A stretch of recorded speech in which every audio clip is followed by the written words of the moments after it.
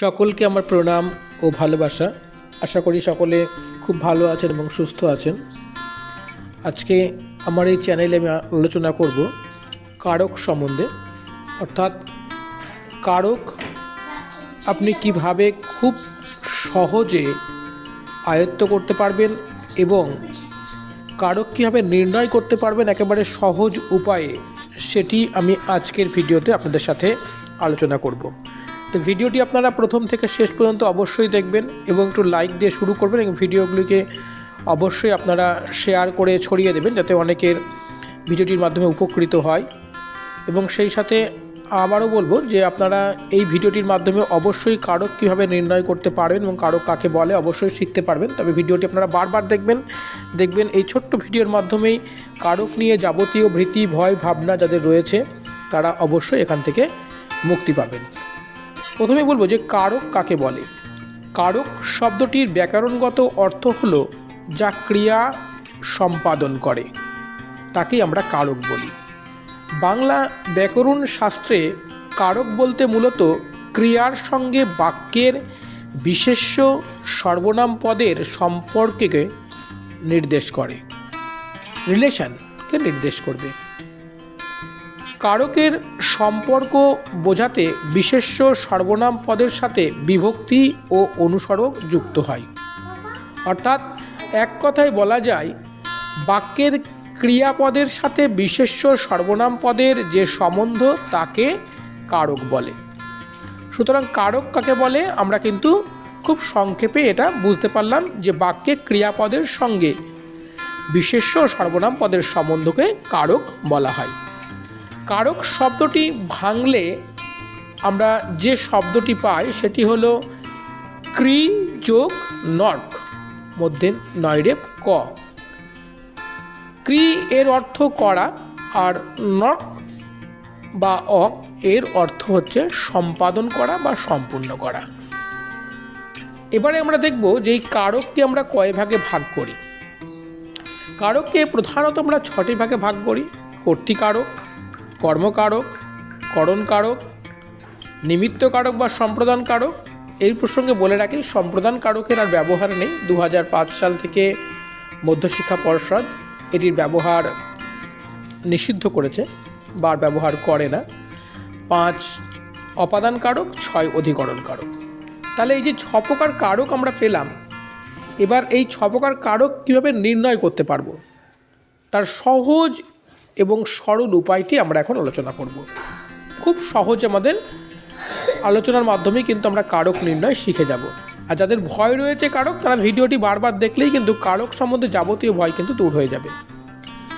কর্তৃকারক অর্থাৎ বাক্যে ক্রিয়াপদের সঙ্গে কর্তার যে সম্পর্ক তাকে কর্তৃকারক বলবো।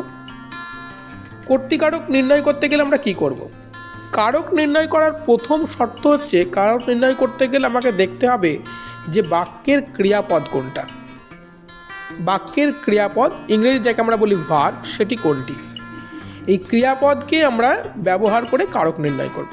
যখন আমরা কর্তৃকারক নির্ণয় করব তখন আমরা দেখে নিলাম যে বাক্যের কোন অংশটির তলায় এখানে দাগ রয়েছে। যেমন রাম বনে ফুল পাড়ে, রামের তলায় দাগ রয়েছে ধরে নিলাম। তাহলে আমরা ক্রিয়াপদকে আমরা কে দিয়ে প্রশ্ন করব। ক্রিয়াপদকে কে বা কাকে বা কারা দিয়ে প্রশ্ন করলে বাক্যের যে অংশের তলায় দাগ রয়েছে সেই অংশটি যদি উত্তর হিসাবে আসে তাহলে আমরা চোখ বুজে লিখতে পারবো এটা কর্তৃকারক। আরও একবার বলি যে বাক্যের যে অংশের তলায় দাগ রয়েছে সেই অংশটি উত্তর হিসাবে আসবে কি করলে? ক্রিয়াপদকে কে কাকে বা কারা দিয়ে প্রশ্ন করলে সেই অংশটি যদি উত্তর হিসাবে আসে তাহলে সেটি কর্তৃকারক। কর্মকারক কাকে বলবে পারে? বাক্যে ক্রিয়াপদের সঙ্গে কর্মের যে সম্পর্ক তাকে আমরা কর্তৃকারক বলবো, কর্মকারক বলবো। এবার এই কর্মকারক কীভাবে নির্ণয় করব? ঠিক ক্রিয়াপদকে আমরা কি দিয়ে প্রশ্ন করব। কি দিয়ে প্রশ্ন করে আমরা দেখলাম যে বাক্যের যে অংশের তলায় দাগ রয়েছে সেটা উত্তর হিসাবে আসছে কিনা। যদি উত্তর হিসাবে আসে তাহলে সেটা কর্মকারক। কীরকম? যেমন রাম বনে ফুল পাড়ে, এখানে ফুলের তলায় দাগ রয়েছে, তাহলে কি পারে? ফুল পাড়ে, ফুল উত্তর হিসেবে আসছে। সুতরাং চোখ বুঝে আমরা বলতে পারি এটা হচ্ছে কর্মকারক। আশা করি বিষয়টি পরিষ্কার হয়েছে যে কর্তৃকারক এবং কর্মকারক কাকে বলে। একটা কে দিয়ে প্রশ্ন করলে উত্তর আসবে, একটা কি দিয়ে প্রশ্ন করলে উত্তর আসবে। কি দিয়ে প্রশ্ন করলে কর্ম, কে দিয়ে করলে কর্তা। এখন আমরা আলোচনা করব করণ কারক কাকে বলে। এবারে দেখব করণ কারকের দ্বারা, দিয়ে, কর্তৃক এগুলি থাকবে বাক্যের মধ্যে, এবং বাক্যের যে অংশের তলায় দাগ থাকবে সেটি কিন্তু দ্বারা, দিয়ে, কর্তৃক এইগুলো কিন্তু সেখানে বোঝাবে, তখনই সেটা আমরা করণ কারক বলবো। কীরকম? যেমন ছেলেটি লাঠি দিয়ে সাপটি মারল, এখানে দিয়ে রয়েছে এবং এই দিয়ের তলায় দাগ রয়েছে। কিসের দ্বারা মেরেছে? লাঠির দ্বারা মেরেছে। বা বন্দুকের গুলির দ্বারা বাঘটি মারা গেল, এই যে বন্দুকের গুলির দ্বারা বাঘটি মারা গেল, দ্বারা রয়েছে, সুতরাং চোখ বুঝে তখন আমরা বলতে পারবো এটা করণ কারক।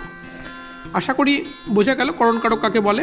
এবারে নিমিত্ত কারক আমরা কখন করব? আমরা এমন কিছু দান করি কাউকে যে দানগুলো করার পরে সেগুলি আমরা কিন্তু আর কখনো ঘুরিয়ে নিতে পারবো না, তখন সেইগুলিকে আমরা বলি নিমিত্ত কারক। কীরকম দান? ধরো আমরা কাউকে কোনো কিছু ভিক্ষা দিলাম, কাউকে একটা অন্ধ লোককে আমরা পথ দেখিয়ে দিলাম বা রাস্তা পার করে দিলাম, বা কখনো আমরা গরিব দুঃখীদের কখনো সেবা দিলাম বা কিছু খাওয়ালাম, সেইগুলো এরকম দান করার পরে কিন্তু আমরা ঘুরিয়ে নিতে পারবো না, তখন সেই ক্ষেত্রে আমরা নিমিত্ত কারক বলবো। কীরকম? যেমন ভিখারিকে ভিক্ষা দাও, এগুলো নিমিত্ত কারক। এবারে আমরা আলোচনা করব অপাদান কারক। অপাদান কারক কাকে বলে? হইতে থেকে বোঝালে অপাদান কারক হয়। অর্থাৎ ভালো করে বলতে গেলে হইতে বা হতে, থেকে, চেয়ে, কোনো কিছু থেকে জন্ম নেওয়া বা উৎপন্ন হওয়া বা সৃষ্টি হওয়া, এই রকম যদি কোনো কিছু বোঝায় তাহলে কিন্তু অপাদান কারক হয়। আবার ভয় পাচ্ছে এরকম বোঝালেও কিন্তু অপাদান কারক হয়। কীরকম? ধরো আমরা বললাম যে তিল থেকে তেল হয়, দেখো এখানে থেকে রয়েছে, সুতরাং এটা আমরা বলতে পারি এটা অপাদান কারক। আবার তিল থেকে তেলের জন্ম হচ্ছে বা সৃষ্টি হচ্ছে, এই অর্থও কিন্তু এটা অপাদান কারক। যেমন নারকেল গাছ থেকে নারকেল পড়লো, এখানে দেখো থেকে রয়েছে, বা নারকেল গাছ হইতে নারকেল পড়লো, এখানে হতে বা হইতে রয়েছে। সুতরাং এই ধরনের বাক্যগুলিকে আমরা চোখ বুঝে বলতে পারবো এটা হচ্ছে অপাদান কারক। তাহলে অপাদান কারকের মূল বিষয়টি কি? যে হইতে, থেকে, চেয়ে এই শব্দগুলি থাকবে, এর সঙ্গে ভয় পাওয়া, জন্ম হওয়া, সৃষ্টি হওয়া, উৎপন্ন হওয়া এইগুলি বোঝালেও কিন্তু এটা অপাদান কারক হবে। যেমন বাঘকে সকলেই ভয় করে, অপাদান কারক। তাহলে অপাদান কারকের পরে আসছে কে? অধিকরণ কারক। অধিকরণ কারক আমরা কাকে বলবো? অর্থাৎ যখন কোনো স্থান বোঝাবে, কোনো কাল বোঝাবে, কাল মানে সময়, বা কোনো পাত্র, কোনো জায়গা, কোনো বিষয়, সাবজেক্ট ইত্যাদিগুলো যখন বোঝাবে তখন সেটা হচ্ছে অধিকরণ কারক। রামবাবু কলকাতায় থাকেন, এই কলকাতার তলায় দাগ রয়েছে, একটা জায়গার নাম রয়েছে, তখন সেটা কিন্তু অধিকরণ কারক। আবার বললাম ছেলেটি ইতিহাসে ভালো, ইতিহাস একটি বিষয়, সুতরাং সেটা অধিকরণ কারক। এই যে বিষয়গুলো, বিমল কালকে আসবে, এই যে কাল একটা সময়, এই ধরনের বাক্যগুলি যখন থাকে তখন সেটাকে আমরা বলছি অধিকরণ কারক। কারকের এই 6টি ভাগ আলোচনার পরে নতুন করে বাংলা ব্যাকরণে আরেকটি বিষয় এসে, সেটা হচ্ছে অকারক পদ। এই অকারক পদকে 2 ভাগে ভাগ করা হয়। তার আগে আমরা বলে নিই যে বাক্যের যেসব নামপদের সঙ্গে ক্রিয়াপদের সরাসরি কোনো সম্পর্ক থাকে না তাদেরকে আমরা অকারক পদ বলি। এই অকারক পদ 2 প্রকার, একটা হচ্ছে সম্বন্ধ পদ আর একটা হচ্ছে সম্বোধন পদ। এর মধ্যে আমাদের সম্বন্ধ পদের ব্যবহারই কিন্তু আমরা করে থাকি। অর্থাৎ সম্বন্ধ পদ কাকে বলি? ক্রিয়াপদের সঙ্গে সম্বন্ধ না রেখে যে নামপদ বাক্যে স্থিত অন্য পদের সঙ্গে সম্পর্কযুক্ত হয় তাকে আমরা সম্বন্ধ পদ বলি। যেমন মিতার নাচ মাতিয়ে দিল, এখানে মিতার পদের অংশ নাচ, পদের সম্পর্ক গড়ে উঠেছে দিল, সুতরাং ক্রিয়াপদটির সহিত সরাসরি সম্পর্ক নেই, তাই এখানে মিতার পদটি হচ্ছে সম্বন্ধ পদ। আর এই সম্বন্ধ পদে বেশিরভাগ ক্ষেত্রে আমরা দেখি রয়ের একটা ব্যবহার থাকে, যেমন মিতার, দেখো মহেশী তয়াকার র, এই লাস্টে একটা রয়ের ব্যবহার রয়েছে, এটাকে আমরা সম্বন্ধ পদ বলি। ভিডিওটি ভালো লাগলে অবশ্যই লাইক, সাবস্ক্রাইব এবং কমেন্ট করবে এবং ভিডিওগুলিকে অবশ্যই শেয়ার করে সকলের কাছে ছড়িয়ে দিয়ে সাহায্য করবে। সকলকে অসংখ্য ধন্যবাদ, প্রণাম ও ভালোবাসা।